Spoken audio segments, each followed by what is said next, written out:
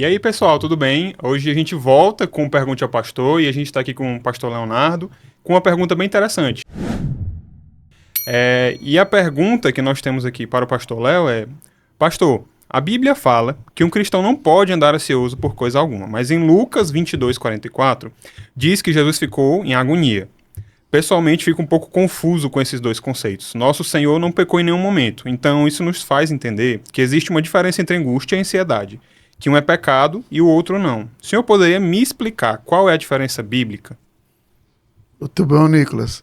Rapaz, assim, eu fiquei pensando nessa pergunta por um bom tempo. E às vezes eu acho que o problema, sabe, Nicolas, ele passa, antes de eu dar uma resposta efetiva, ele passa naquilo que volta e meia eu comento na igreja assim, né? Definições importam.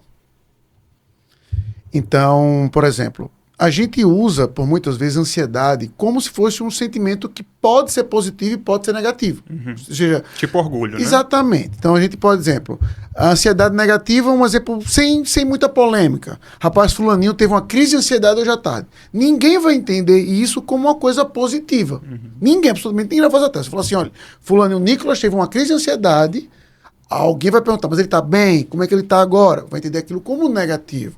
No mesmo aspecto, por exemplo, se eu pegar o mesmo Nicolas e perguntar assim, e aí, Nicolas, como é que tá o teu dia? Aí ele falou assim, rapaz, eu tô ansioso para mais tarde que a Taça fez a minha comida favorita. Uhum. Então, ou seja, ele tá usando a ansiedade ali como uma coisa positiva, a expectativa de chegar em casa e jantar o que a Taça lhes fez.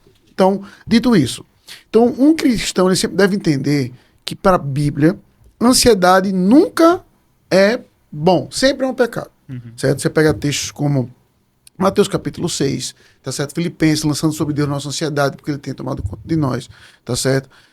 Então, assim, 1 Pedro também, humilhai-vos, portanto, sobre a mão de Deus, que tem oportuno ele vai exaltá-lo, tá? Então, veja, quando a gente pensa por esse lado, então que a gente vai entender, então, o que é ansiedade, para a gente depois caracterizar a agonia, tá? Então, o que seria ansiedade? Então veja que se a gente pegar o texto clássico de Mateus 6, a gente vai entender que a ansiedade sempre bate com um aspecto que a gente não tem controle. Então veja o exemplo de Cristo. Por que você está preocupado quando você vai comer, quando você vai vestir, ou seja, com as coisas de amanhã que ainda não estão na sua frente? Uhum. Então, ou seja, você não sabe o que você vai comer, você não sabe o que você vai vestir, você não sabe como você vai se apresentar, então aquilo gera, eita, então eu tenho que separar um dinheiro aqui, e se amanhã tiver uma... E hoje em dia nem é tanto, assim, tem por causa da inflação, né? Mas você imaginar num período que tinha fome, peste, praga, rapaz, e se a colheita não vingar, e se tiver uma praga de gafanhoto, então os problemas daquele tempo eram até muito mais fora de um controle como é hoje. Uhum. Tá? Então, ou seja, a ansiedade sempre vai bater, sempre vai mostrar para coisas que a gente não tem controle da situação. Sempre. Sempre. Tá? Então, dito isso, quando a gente olha para o caso de Jesus, ali, o texto que você citou, Nicolas, ele é fundamental a gente entender uma coisa que acontece ao longo de Lucas, tá? Para a gente poder chegar nele e entender bem o que Jesus estava passando. Lucas, se você lê ele com atenção, tanto Lucas como Atos, é um estilo de escrita do autor, tá certo? Ele deixa postes ao longo da sua escrita para que o próprio leitor meio que se identifique, sabe? Para mim, Atos é bem fácil de ver, era o crescimento da igreja. A igreja crescia... Como se fossem marcos. Exatamente, são postes que estão lá, marcos, postes estão lá, pum, pum, pum. Então, Lucas tem alguns... Mas alguns são tão espaçados e poucos que se o cara tem uma boa memória, o cara lembra. Mas se não, ele vai ter que voltar um pouquinho. Porque, por exemplo, o diabo mesmo, ele aparece aonde em Lucas pela primeira vez? Em Lucas 4. Uhum. Tá certo? No clássico texto da tentação de Jesus. Então Jesus é tentado por ninguém menos que quem? O diabo em pessoa. Não é... ele não manda, assim, vamos pensar nas cartas do inferno, carta do diabo surpreender, ele não manda o sobrinho dele para tentar Jesus. Ele vai lá, rapaz, isso é um trabalho para mim. Aí Jesus vence a tentação do diabo. Aí o diabo some da narrativa de Lucas. Ele some. Onde é que o diabo volta? No livro de Lucas, entendeu? Uhum. Quando ele entra em Judas. Em Lucas 22, no mesmo capítulo que você está falando aí. Uhum. Então, no início do capítulo, você vai ver o diabo voltando. Então, um leitor atento, feito o Nicolas, vai dizer assim, epa, eu já vi esse cara nessa narrativa. E o que é que ele estava fazendo? Ele tentou Jesus. Então, muitos entendem, como eu, que todos os eventos do Getsemane, né, é um aspecto de tentação.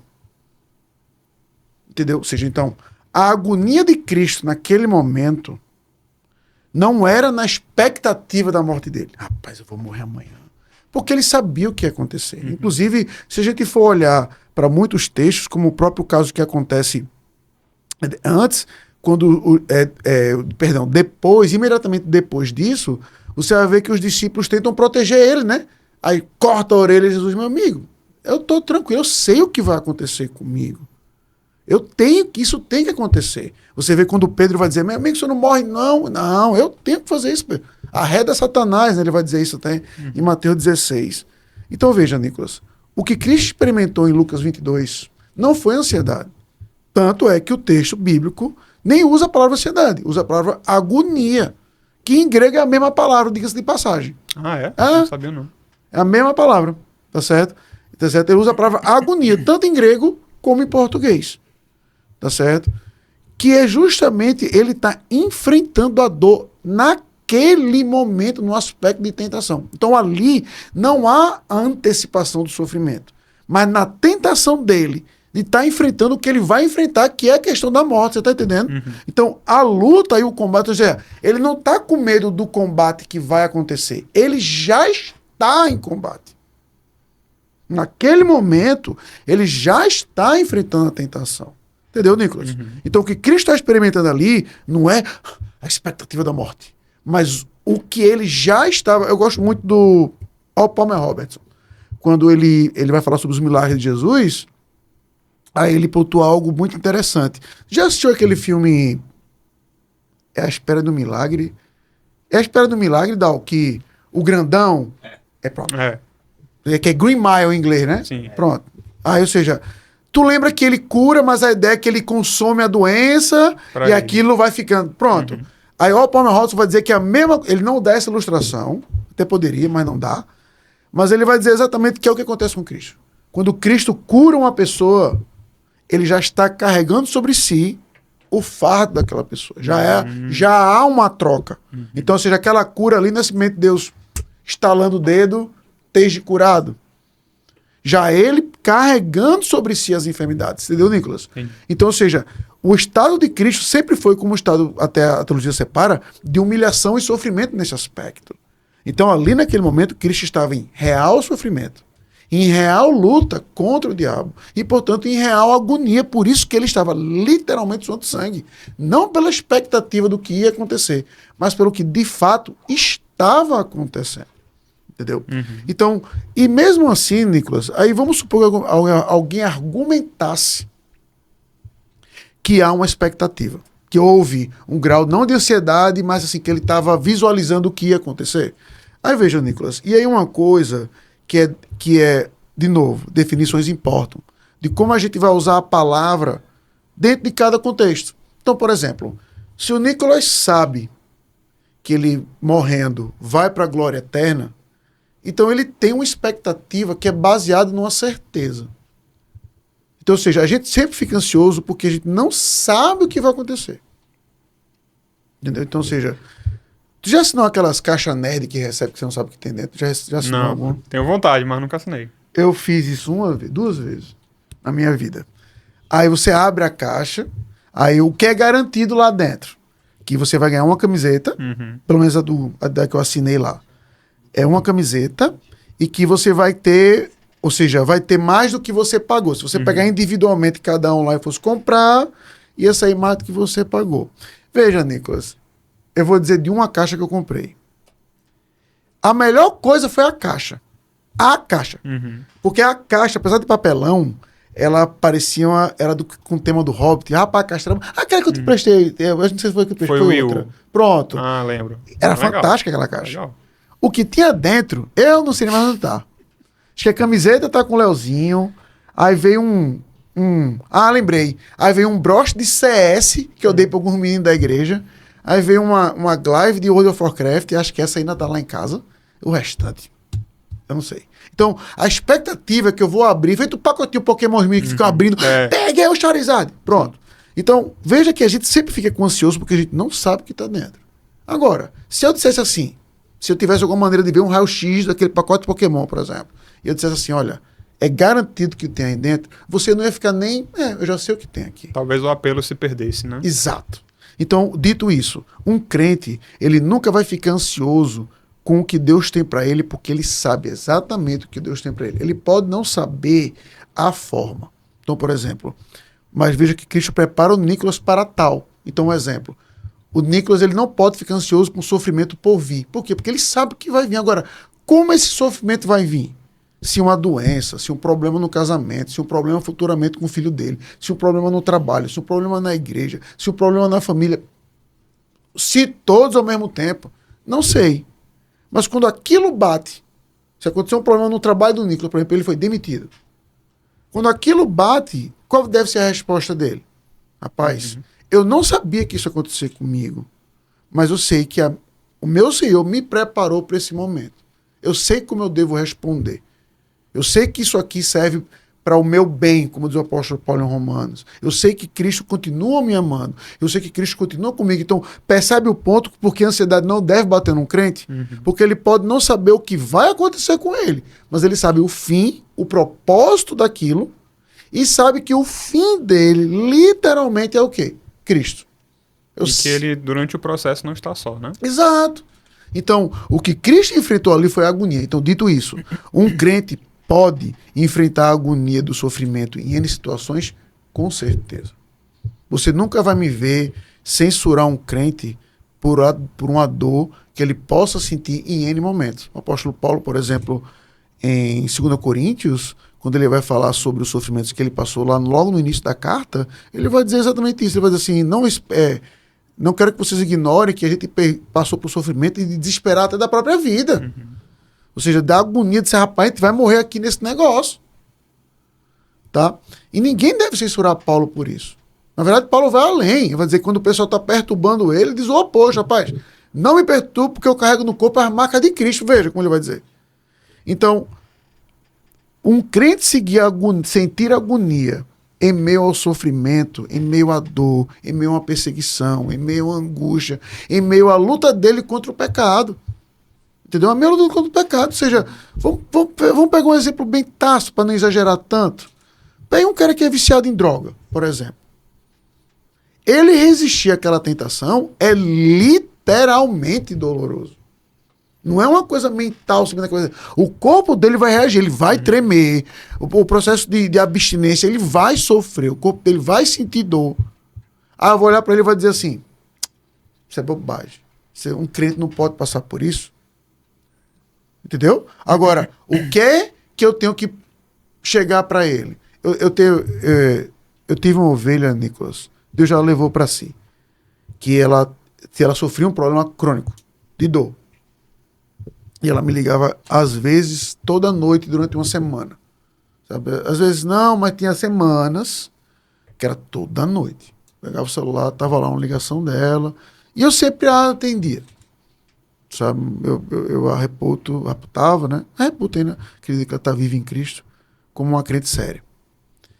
E ela só falava assim, pastor, eu tenho muitas dores, eu tenho muita dor. Quando é que Deus vai tirar isso de mim?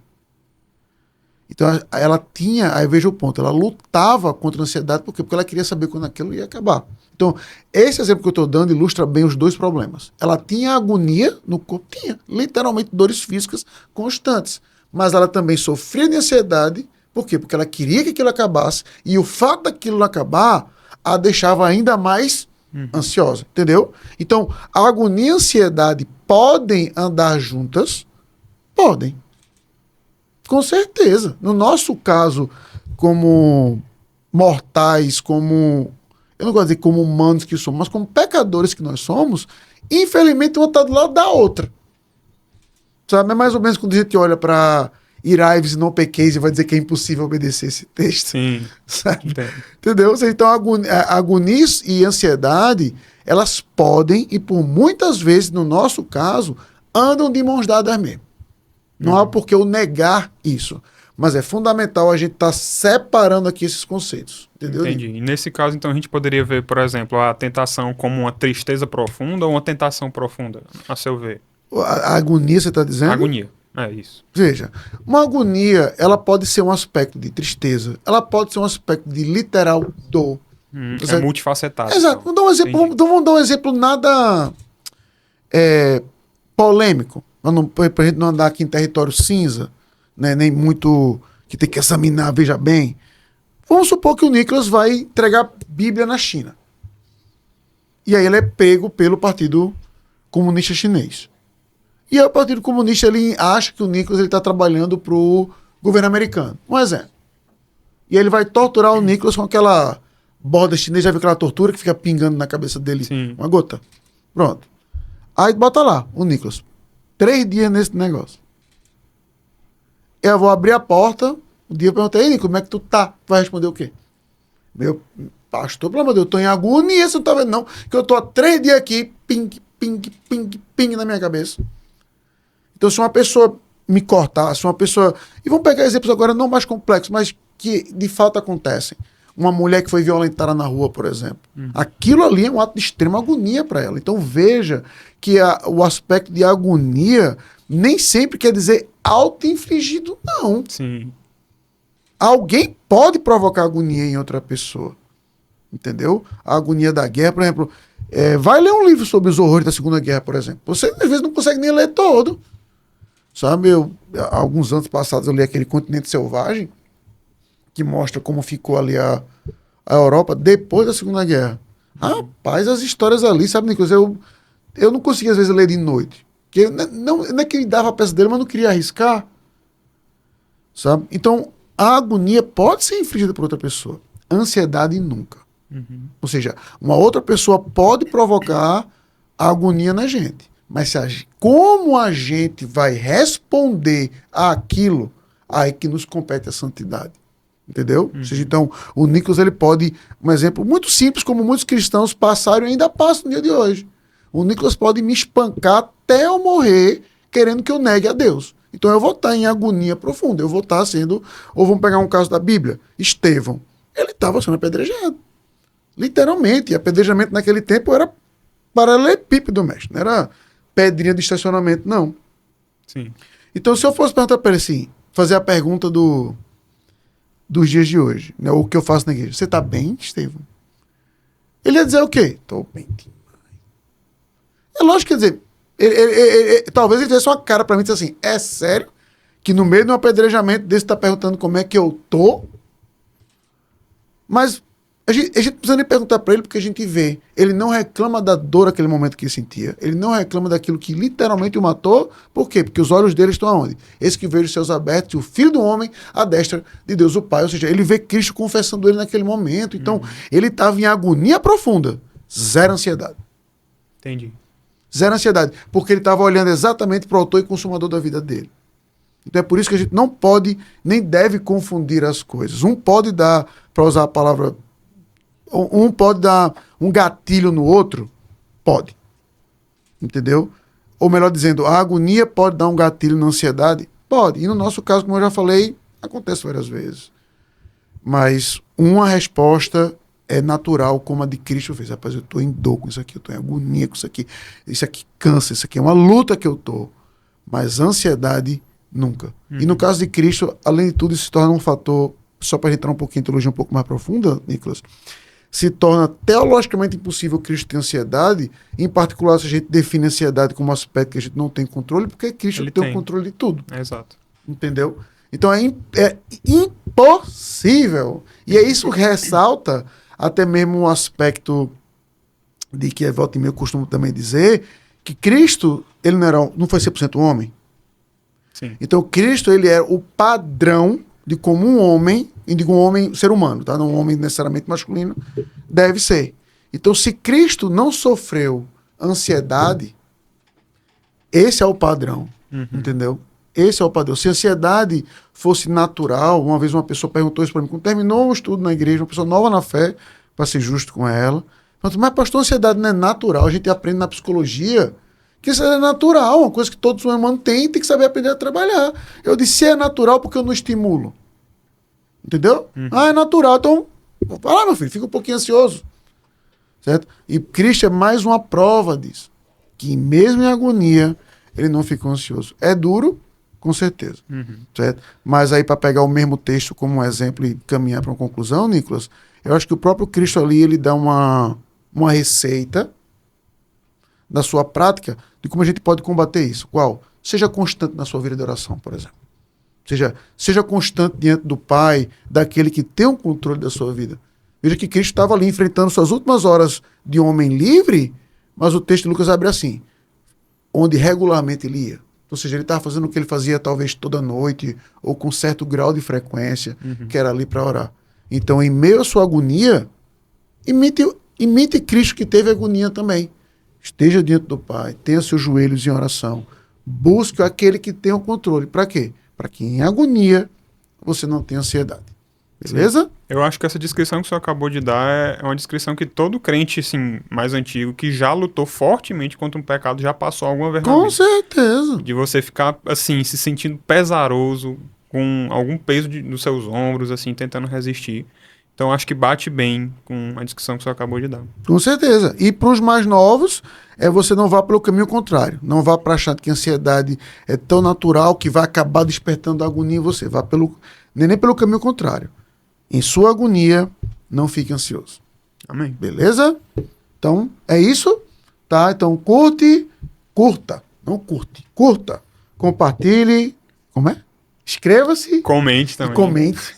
Tá certo? Esqueci a chamada à ação. Se tiver alguma, assim, a ideia interessante, pergunta que você queira, contribuição do que alguma coisa que ficou de fora, comenta, interage com a gente, porque a gente tá lendo tudo. Tá pior que tá postado. Mesmo. Pior que tá mesmo. Tá certo? Então, Deus abençoe e até o próximo, se Deus quiser.